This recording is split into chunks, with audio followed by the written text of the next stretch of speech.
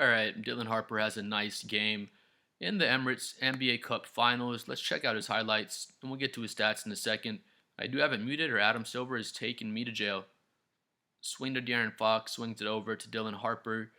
Attack's going left, and just a strong lefty finish. He's a left-handed player, but he's really ambidextrous. He can honestly finish with either hand. What I love, though, just look at his stance. He has his feet so wide. He's ready to attack the closeout. And Josh Hart's a really strong player. Dylan's a rookie, but blows right by him. And that's a tough finish. He was pretty far away from the basket on that little lefty scoop. It's the pass from De'Aaron Fox. Looked a little bit off balance on that one. It ends up going in, but you kind of tell on that little roll he was a bit off balance. Where if you see this one here, sets his feet, both feet under him, rises up and knocks it down. His three-point shot looks really good, honestly. He's not shooting a high percentage on the season, but he's still working on it. That's nasty. Him and De'Aaron Fox out on the fast break. Just a full speed right to left crossover on Karl Anthony Towns. We all know Cat's a beast. He's a really strong, I don't know if he's a strong defender. He's decent, but he's a strong guy. And Dylan Harper just puts his shoulder into him and gets right past him for the tough finish. Again, sets the feet, beautiful balance, and just knocks it down again.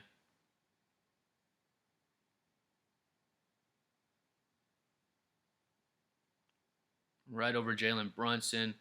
Just again, you see how that one's just kind of a garbage time three, but you see when he gets his feet set, his stroke does look, it does honestly look really good when he's able to get his feet set and let that three ball fly. But onto his stats so far on the season, that's kind of the next thing people want to see from Harper.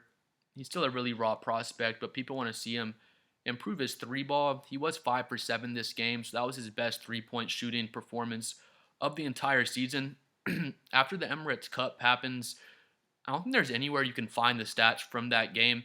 At least the past two Emirates Cup finals, you just can't find the stats from the game. So the game kind of happens, and then the stats just go into the NBA graveyard. What's the word I'm looking for? They're gone. They're gone forever. You can't see them anymore. But Dylan Harper, so far on the season, he's shooting 46% from the field so far, 26% from three on 2.5 attempts. So his three ball, it's awful. The percentage is awful. You see his stroke though. His mechanics look really good. His form looks really good. And, we saw him hit 5 for 7 in this game. So I think he'll be able to get at least an effective three ball in the NBA.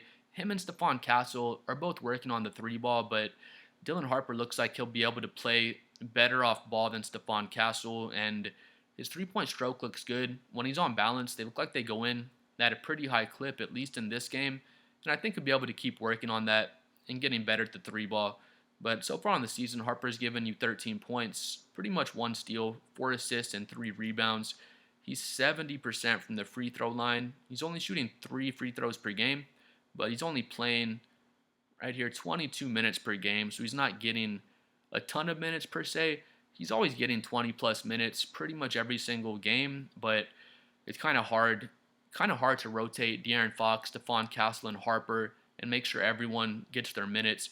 As a Spurs fan, I honestly want to see Dylan get 25 plus minutes per game. We haven't seen it a lot, but I think the Spurs could play De'Aaron Fox, Stephon Castle, and Harper all together. But like we saw this game, it's going to come down to if Dylan Harper can develop his three ball, if he can knock down threes. Let's say like this, I don't expect him to hit 5 for 7 on his threes every single game, but if he can knock down like 2 or 3 per game, he'll be able to open up what the Spurs can do, and then they can play him a lot more minutes because that three ball will just open up how they can use him offensively. But the 46% from the field is really, really impressive.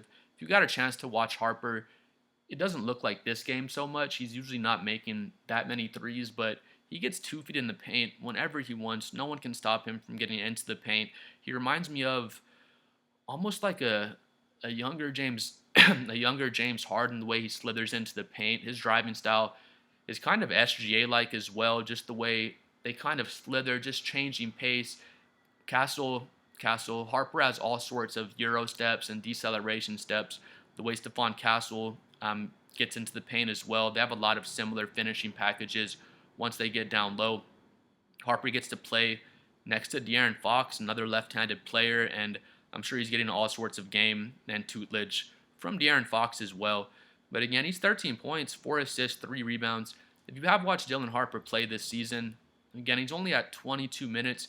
If he was playing like 30, 32 minutes and was in like a starting role for a different team, not to say the Spurs don't utilize him, they obviously do utilize him, but with De'Aaron Fox and Castle and Fox get more minutes than Dylan Harper. They're just further ahead in their career so far. But if Harper was getting 30 plus minutes per game, I could see him giving you like 18 points, 5 rebounds, and 5 assists, to be honest. Probably still being over 46% from the field, because if you've seen Harper, he just flashes so bright. He's a superstar in the making. He's going to be really, really good for a really long time. He's 6'6", 220 pounds. If you've seen his frame, he just has wide shoulders. He looks like a football player out there. And him and Stephon Castle playing together on the same team, just two big physical guards. And just excited to see Dylan Harper get some more minutes. If he's able to knock down his threes, again, I don't think he's going to hit 5 threes every game. I really doubt that. But if he can hit like 2 or 3, be like 2 for 6, 3 for 8 or something like that every single game, or every once in a while, then he'll be able to open up some more time on the court where they can play Castle, Fox, and Harper all together at the same time. Defensively as well, he's a really stout defender. He's not, wouldn't say he's elite at defense, but he is a very good defender. He plays the passing lanes really well. He's only 19 years old, and nobody's out there bullying him. Again, he's like 6'6", 220. He has such a good frame on him, and he's physically ready for NBA basketball from day one. Cooper Flagg obviously went number 1. If we do a redraft, especially after Cooper's 42-point game, whatever he had the other day, if we do a redraft, Cooper's still going number 1, Harper's still going number 2. But I could see Harper being a better offensive player than Cooper Flagg as time goes on. I think Harper's probably already a better offensive player than Cooper Flagg in terms of playmaking. He has a better ball handle. I guess they're about the same as three-point shooters. They're both pretty ineffective from 3 right now. Cooper does shoot the free throws better. I think Cooper, he can definitely be the better all-around player. I wouldn't be surprised if he does end up being a better all-around player, and he's expected to be a better all-around player than Dylan Harper. But once their 3rd or 4th years are over for both of these guys, I wouldn't be surprised to see us talking about Dylan as a better playmaker, better in the pick and roll, just a better offensive generator, a better finisher in the paint. I think Dylan's spectacular at getting into the paint, finishing with the left hand, the right hand. He has so many deceleration steps and euro steps, spin moves. He'll get to the paint and hit you with a pump fake, get to his little pivot, and then go off the opposite foot to finish. Reverse pivots. He has so many moves down low to finish. Then he has the size, that 6'6" frame to help him out with finishing down low. So as far as what we see from Dylan Harper right now, I think he is a more polished player offensively than Cooper Flagg, but Cooper Flagg just does so many things across the entire board that even as a Spurs fan, Cooper is the better player right now over Dylan Harper, but I think Dylan's going to be a really special offensive player, just a really special playmaker as time goes on and he gets more and more developed. Again, hopefully he can keep up his kind of hot 3-point shooting, and it'll open up even more opportunities for him to play next to De'Aaron Fox and Stephon Castle.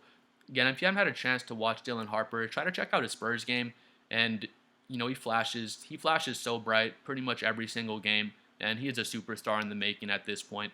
Please like and subscribe. I'm trying to hit 7 million subscribers. Let me know what you think about Dylan Harper so far, and we'll see y'all next time. Peace.